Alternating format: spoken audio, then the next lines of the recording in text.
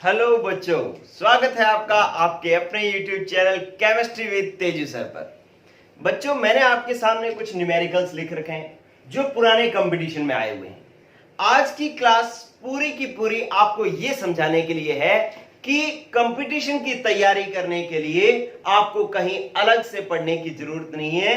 जो आप अपने 12th बोर्ड का मटेरियल जो भी पढ़ रहे हैं उसको आप ईमानदारी से पढ़ें, उसको आप शिद्दत से पढ़ें, तो आपका कंपटीशन इसी मैटर से ही क्लियर हो जाता है। आपको अलग से मेहनत करने की जरूरत नहीं है। आप देखते जाएं, एक एक क्वेश्चन मैं करवाता हूं। पिछला एपिसोड आपने देखा है, उसमें हमने भिन्न भिन्न तापों पर T1 और T2 पर वेग नियतांकों की तुलना की थी और एक ही समीकरण डेराइव की थी। उसी समीकरण पर ये सारे क्वेश्चंस हैं। कोई भी क्वेश्चन हट के तैयारी करने की जरूरत का नहीं है। चेक करें, पहला क्वेश्चन क्या है। कहता है कि दो भिन्न तापों पर ताप क्या है, T1 व T2 है, पर एक अभिक्रिया की सक्रियण ऊर्जा EA है व दर नियतांक K1, T1 पर K1 है, T2 पर K2 है, तो इन पर परस्पर किस प्रकार का संबंध होगा। मतलब आपको K1, T1, K2, T2 इनमें आपको समीकरण बतानी है। तो ये समीकरण तो कल हमने डेराइव की ही थी। क्या समीकरण थी? समीकरण थी नेचुरल लोग K2 बटा में K1 बराबर EA और R, और यहां पर आ जाएगा 1 बटा में T1 माइनस 1 बटा में T2। ये समीकरण जो है आपकी आएगी। देखो बच्चों कि आप इसको नेचुरल लॉग को लॉग की बेस 10 में बदलो तो वो 2.303 आ जाता है। अदरवाइज जो है समीकरण आपकी यही आती है।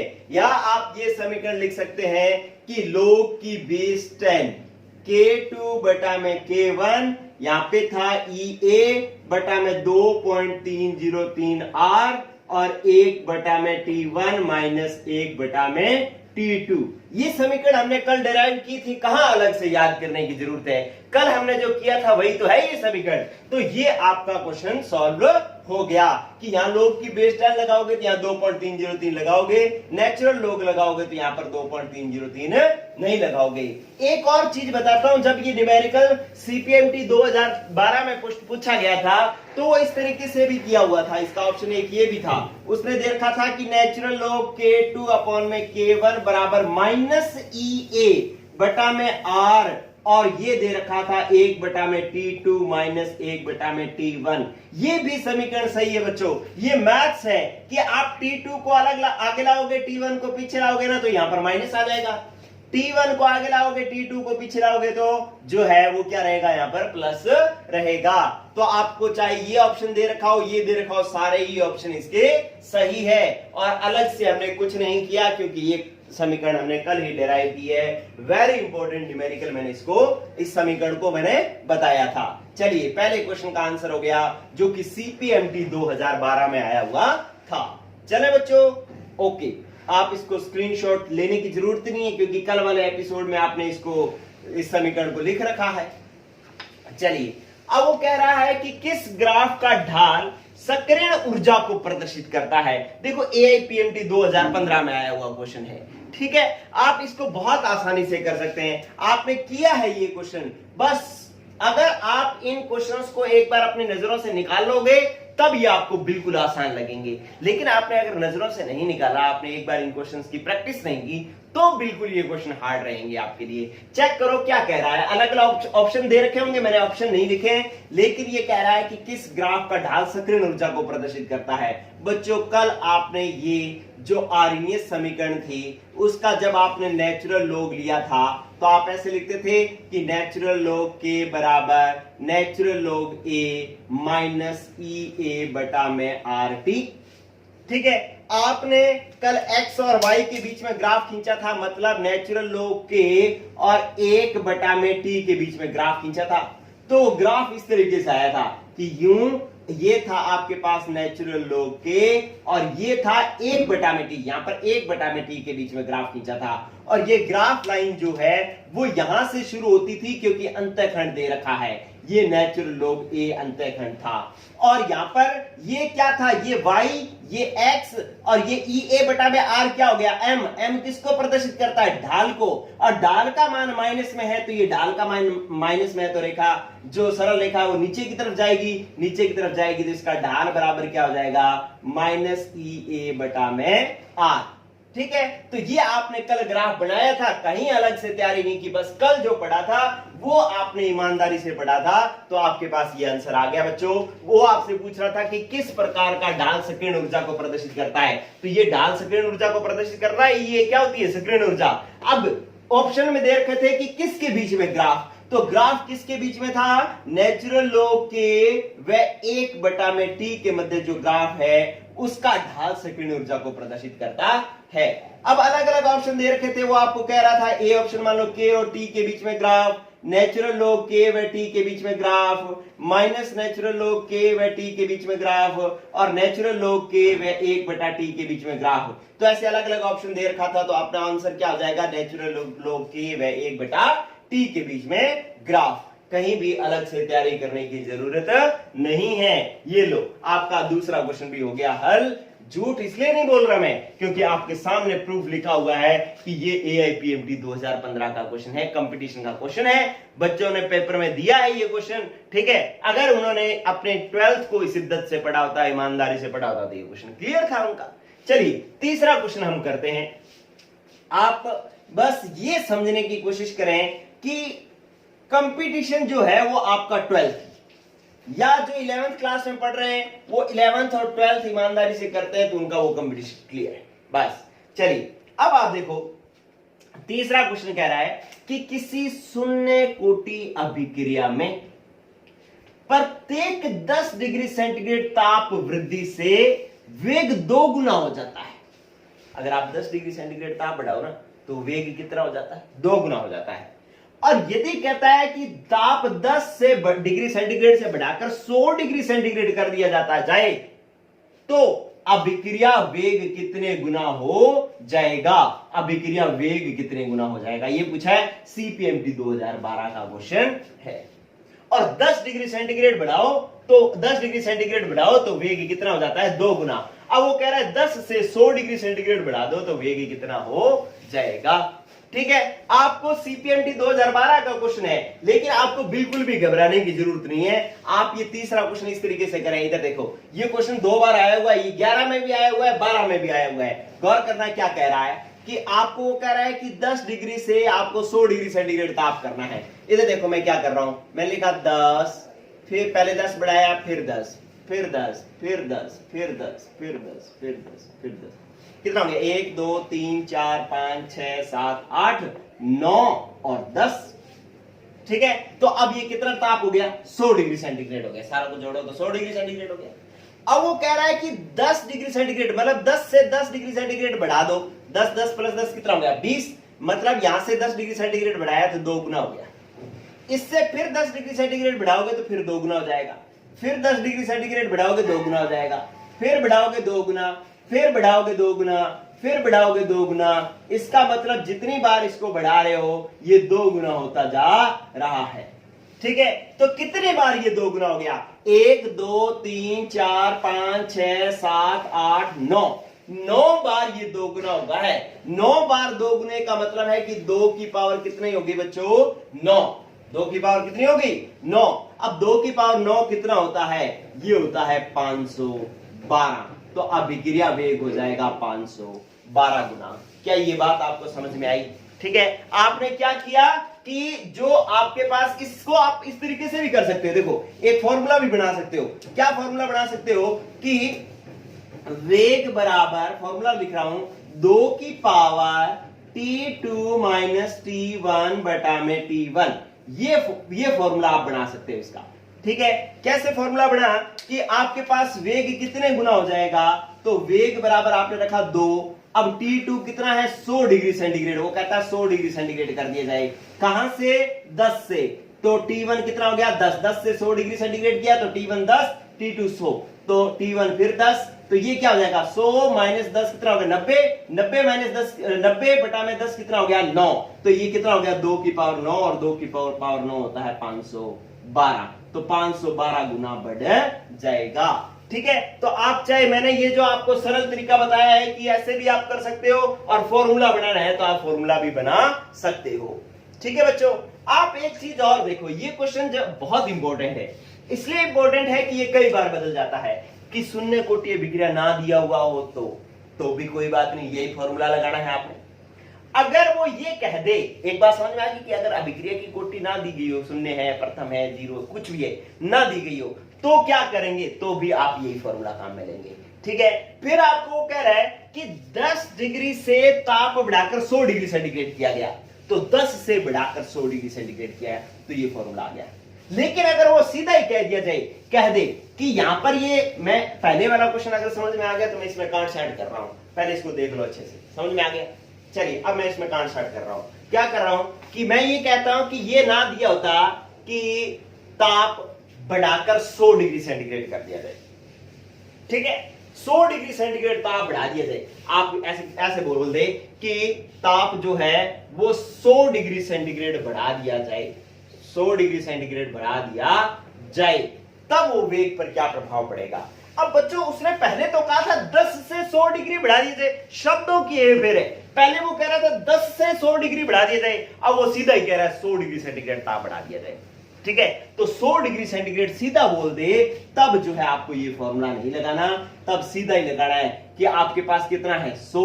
इसका मतलब आप फॉर्मूला लगाना चाहो तो लगा लो, इसका मतलब आपने क्या मानना है उसको कि भाई आप यूं मानो उसको कि सीधा मान लो आप कि 100 डिग्री सेंटीग्रेड बढ़ा रहा है, और कितने डिग्री पर 2 गुना हो जाता है, 10 डिग्री पर, 10 डिग्री पर 2 गुना हो जाता है, तो 10 में 100 का भाग दिया तो 10 बार 2 गुना होएगा, 10 बार 2 गुना होगा तो 2 की पावर कितनी हो जाएगी 10, और 2 की पावर 10 कितना होता है 1024 गुना बढ़ जाएगा। ठीक है, सीधा 100 डिग्री कह दे तो जितने डिग्री बढ़ाने पर 2 गुना हो रहा था उसका 100 में भाग दे देना है। ठीक है, कितना आया, 100 में 10 का भाग दिया 10 आया, तो 2 की पावर आपने लगा दी 10। क्या चेंज समझ में आ रहा है। अगर मैं इसमें परिवर्तन कर दूं और वो कह दूं कि 10 डिग्री सेंटीग्रेड ताप बढ़ाने पर वेग 3 गुना हो जाता है, तो 100 डिग्री सेंटीग्रेड ताप बढ़ाने पर वेग कितने गुना हो जाएगा, ऐसे कह दूं, तो अब पावर किसकी बनेगी, 3 की पावर 10 बनेगी, क्योंकि मैंने कह दिया 3 गुना हो जाता है। ठीक है, तो ये जो प्रश्न है वो प्रश्न नहीं है, ये प्रश्न करने का तरीका है। ठीक है, अगर बदल बदल करके देगा तो आप वहां पर एक्टिव रहेंगे और आपको जैसा वो कहेगा उस तरीके से आपको दिमाग दौड़ाना है। चलिए, तो इस तरीके से आपको अलग अलग तरीके से ये क्वेश्चन दिया जा सकता है। साफ कर रहा हूं मैं। ठीक है, अगर ये फॉर्मूला कब लगाना है, जब वो कहे कि इतने से इतने डिग्री बढ़ा दिया जाए, तब तो ये फॉर्मूला लगाना है। अगर वो कहते सीधा ही कि 50 डिग्री सेंटीग्रेड बढ़ा दिया, 50 डिग्री सेंटीग्रेड बढ़ाने पर 50 डिग्री सेंटीग्रेड बढ़ाने पर पावर 5 आ जाएगी। ठीक है, 10 डिग्री पर 2 गुना होता है, तो 50 पर कितना हो जाएगा, 2 की पावर 5 हो जाएगा। ठीक है, तो ऐसा न्यूमेरिकल आपने करना है। चलो बच्चों, अब प्रश्न नंबर है आपके पास 4। प्रश्न नंबर 4 क्या कह रहा है, देखो 4 नंबर प्रश्न कह रहा है कि एक अभिक्रिया की दर नियतांक 2 गुना हो जाता है जब इसका ताप 300 से 310 केल्विन किया जाता है, तो इसकी सक्रियण ऊर्जा होगी। ये क्वेश्चन आप उससे पूछा है। ठीक है, कि दर नियतांक कितना हो जाता है, 2 गुना। 2 गुना हो जाने का मतलब क्या है कि पहले K1 था, अब हो गया K2, लेकिन K2 का मान कितना है, 2 इंटू K1 है।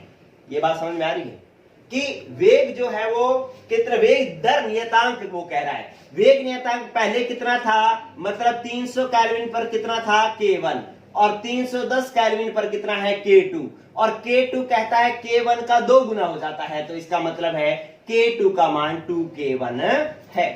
ठीक है, तो ये बात होगी आपके पास। चलिए, अब वो कह रहा है कि इसकी सक्रियण ऊर्जा क्या होगी, EA का मान क्या होगा। आप फॉर्मूला लगा लो, आपके पास क्या होता है फॉर्मूला, log की बेस 10 K2 बटा में K1 बराबर EA का मान आपने ज्ञात करना है 2.303 इंटू में R 1/T1। आप चाहे यूं कर लो, ये वाला फॉर्मूला था ना T1 T2, और ऊपर आ जाएगा T2 माइनस T1। ठीक है, तो अब आप क्या करो कि लोग 10 K2 बटा में K1, इसका मान क्या हो जाएगा? K2 बटा में K1। K2 बटा में K1 क्या है बच्चों? आपको पता लग गया कि आपके पास log की बेस 10, K2 कितना है? 2K1 है, तो आप इसको लिख लो 2K1 बटा में K1। तो इसका मतलब K1 से K1 कैंसिल, log क्या आ गया? 2। और इसको आप सॉल्व करो, EA आपने ज्ञात करना है, 2.303 फॉर्मूले का है, और R गैस नियतांक का मान कितना होता है? 8.314। ठीक है, R का मान होता है 8.314, और T2 का मान, T2 कितना है? T2 है 310 माइनस T1 कितना है? 300 बटा में, अब T1 इंटू T2, तो 300 इंटू में 310। ठीक है, तो इन दोनों का आपने गुणा करना है। अब आप देखो ये कि K1 से K1 कैंसल, ये क्या हो गया? log 2। अब log 2 का मान कितना होता है? आप पहले तो इसको लिख लो कि आपके पास आ गया log 2 बराबर EA बटा में 2.303 इंटू में 8.314, और यहां पर हो गया 310 माइनस 310, क्या बच गया? 310 माइनस 300 क्या बचा? 10। और ये इन दोनों को गुणा कर लो, तो आप चाहे गुणा ना करो, ऐसे सीधे रख लो। ठीक है, 300, 10 से 10 कर दो कैंसिल। ठीक है, अब log 2 का मान आपने क्या निकालना है? सक्रिय ऊर्जा का मान निकालना है। तो सक्रिय ऊर्जा का मान ज्ञात करना है, तो EA बराबर क्या हो जाएगा? EA बराबर हो जाएगा log 2 को ये सारी राशि गुणा करनी है। log 2 का मान कितना होता है? 0.3010। ठीक है, 0.3010 होती है log 2 का मान। ये भी इधर आ गया, ये कितना हो गया? 2.303। ये भी इधर गुणा में आ गया, इंटू में 8.314।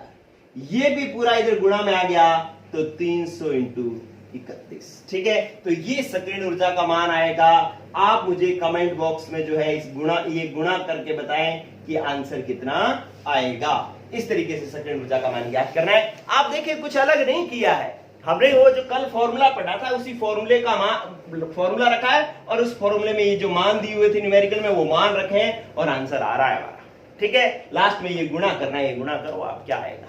ठीक है, चलिए अब आप करो नेक्स्ट। ये हो गया आपका 4th क्वेश्चन।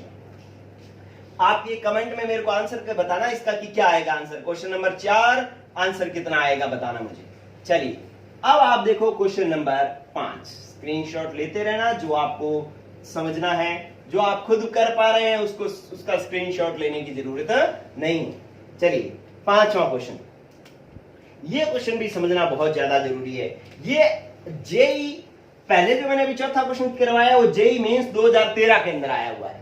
बिल्कुल हमने जो मतलब फॉर्मूला पढ़ा था वही रखा है, कुछ अलग नहीं किया। अब ये जो 5वां क्वेश्चन है वो जेई मेंस 2017 के अंदर आया हुआ क्वेश्चन है, मतलब अभी क्वेश्चन आया था ये। ठीक है, पिछले से पिछले एग्जाम में आया। अब ये क्या कह रहा है कि अभिक्रिया 2 है, एक तो R1 अभिक्रिया हो रही है, एक R2 अभिक्रिया हो रही है, के पूर्व चर घातांकी गुणांक, मतलब क्या? A।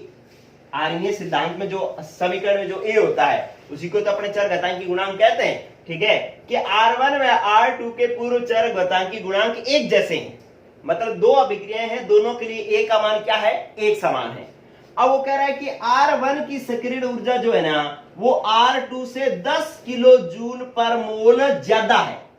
R1 पहले वाली अभिक्रिया किया, दूसरे वाली जो अभिक्रिया है उससे सक्रिय ऊर्जा कितनी ज्यादा है? 10 किलो जूल पर मोल ज्यादा है।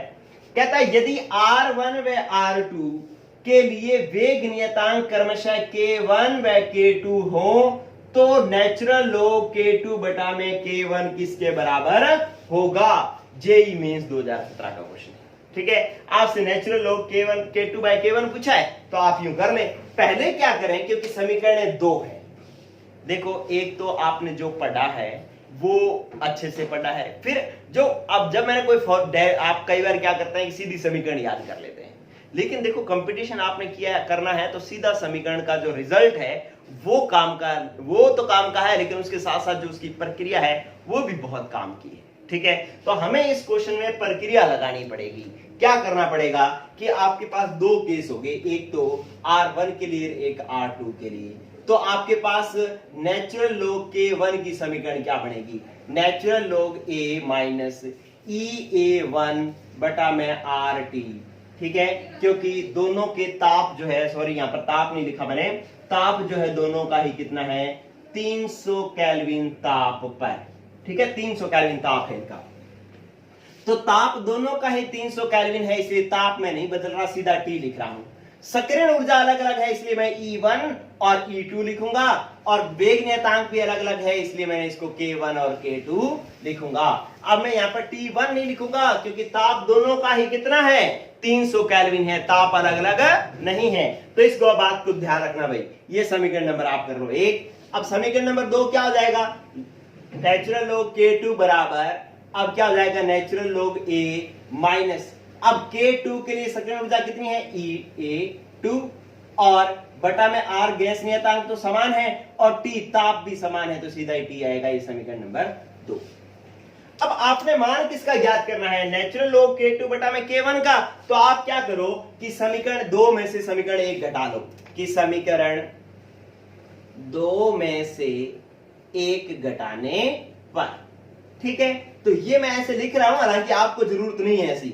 आप क्या करेंगे, natural log K2 minus natural log K1 बराबर, अब K2 वाली समीकरण रखो, natural log A minus EA2 बटा में RT, और माइनस फिर K1 की वैल्यू रखो, K1 की नेचुरल लॉग K1 की वैल्यू रखो, क्या है नेचुरल लॉग A, ये माइनस यहां पर माइनस क्या आ जाएगा प्लस, और EA1 बटा में RT, ठीक है, बस T लगेगा सीधा ही। चलिए अब आपको पता है ये प्लस की वैल्यू है, ये माइनस की है, तो प्लस माइनस क्या हो जाएंगे, दोनों एक दूसरे से कैंसिल। और आपको बता ही दिया उसने फॉर्मूले में, क्या न्यूमेरिकल में, कि दोनों के चर घातांकी गुणांक जो है एक समान है, तो ये तो दोनों कट जाएंगे। और ये log m minus log n, यहां पर माइनस है दोनों के बीच में, तो log m माइनस n का मान क्या होता है log m बटा में n, तो ये हो जाएगा नेचुरल log K2 बटा में K1 बराबर, इसमें आप EA1 RT2 आगे लाओगे, क्योंकि प्लस वाली वैल्यू जो है वो आगे लिखोगे और माइनस वाली वैल्यू बाद में लिखोगे, EA2 RT, ठीक है। अब आप क्या करो कि दोनों में से जो कॉमन है वो बाहर निकाल लो।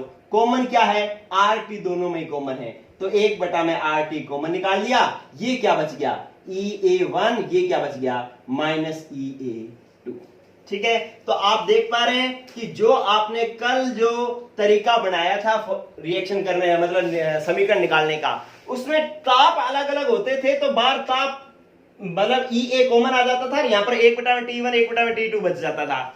लेकिन इस बार ताप समान है तो T कॉमन आ गया है, और सक्रियण ऊर्जाएं अलग अलग है, तो EA1 माइनस EA2 अलग रह गया और RT ही कॉमन आया है। बस थोड़ी सी मैथ्स आपको आनी चाहिए।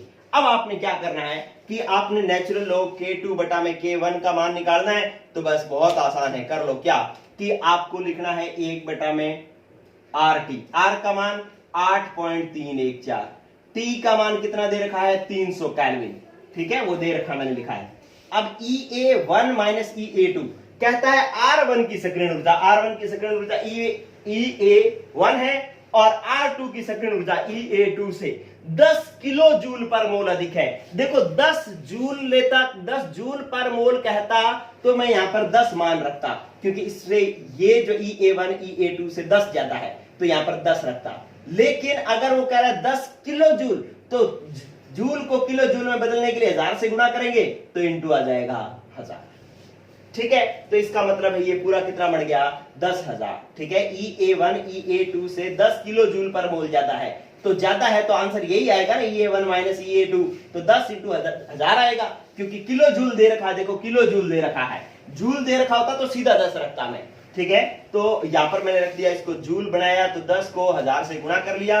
अब इसको आप सॉल्व करो, कैसे होएगा सॉल्व, आप ये देखो, ये तो कितना हो गया 10,000, ठीक है, इसको मैं इधर लिख रहा हूं, ये तो हो गया आपका 10,000 बटा में ये 8, ये 300 गुणा कर लो, 8 ये कितना आया 24, और ये जो है 3 3 9, मतलब इस 3 को इस 3 से गुणा करोगे तो 3 3 9 भी आएगा, लेकिन 24.9 कुछ आएगा, तो आपका मतलब सीधा ये कितना हो गया, ऑलमोस्ट कितना हो गया 25।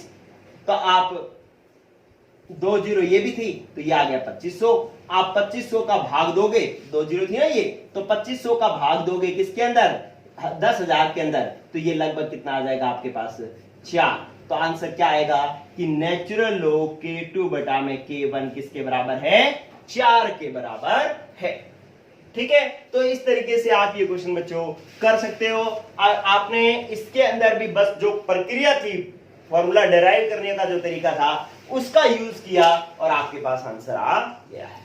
ठीक है बच्चों, तो इस बात का, इस क्वेश्चन का ले लें आप स्क्रीनशॉट, और आज मुझे आप कमेंट करके बताएं कि आपको ये बात कितनी सच्ची लगती है कि सिर्फ 12th पढ़ने से, अगर सिर्फ 12th अच्छे से पढ़ी जाए तो भी कंपटीशन क्लियर हो सकता है। ठीक है, आप मुझे कमेंट करके बताना। ओके, गुड लक बच्चों, पढ़ते रहो, बाय।